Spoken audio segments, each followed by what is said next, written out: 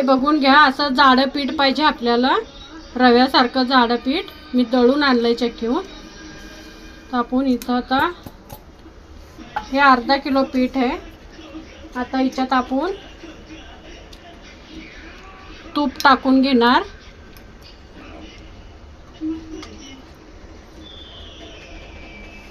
आणि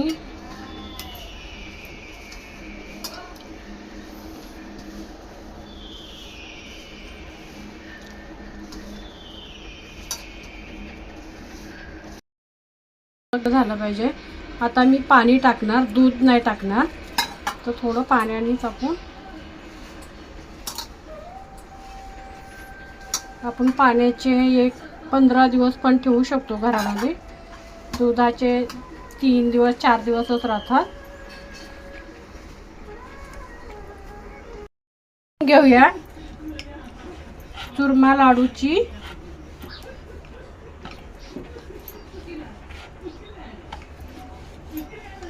हे बघून घ्या, अशी चपाती आपण बनवून घेऊया.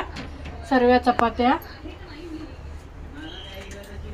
तर ह्या अशा आपण बनवून घेऊया. 3 आपण चपात्या बनवून घेऊया. आता तुकडे करून घेऊया.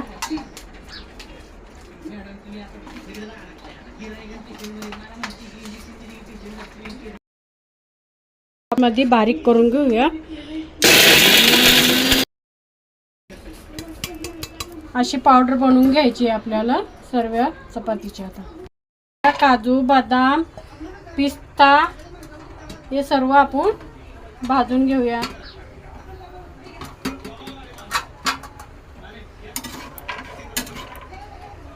इथं तूप टाकून घेतलं होतं मी अगोदरच. बरं, तुम्हाला लागलं तर टाका तुम्ही, नाही तर नका टाकू. पण पिसून टाकूया याच्यात मिक्सरमध्ये थोडंसं. आपण हे फ्रूट सगळे भाजून घेतले होते ते सगळं वाटून टाकूया याच्यात.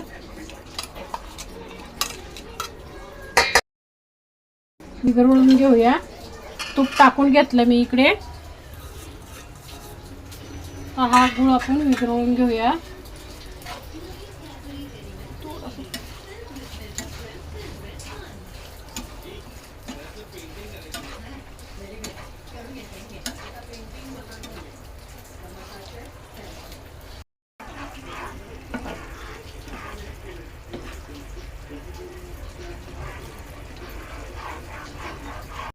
टाकून घेणार.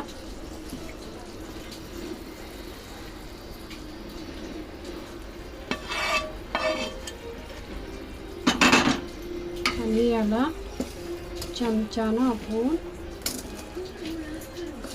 मिक्स करून घेणार. आणि याला जास्त थंड नाही होऊ द्यायचं. थोडंसं गरम गरम मध्येच हाताला जेवढं आपलं सर होईल तेवढं याच्यातच आपण लाडू बांधणं चालू करायचे. जास्त थंड झालं की मग ते कडक होऊन जातं. बनवून घेणार. आणि याच्यात असं आपण खसखस लावून घेणार. सर्व लाडू आता आपण या पद्धतीनं सर्व बनवून घेऊया.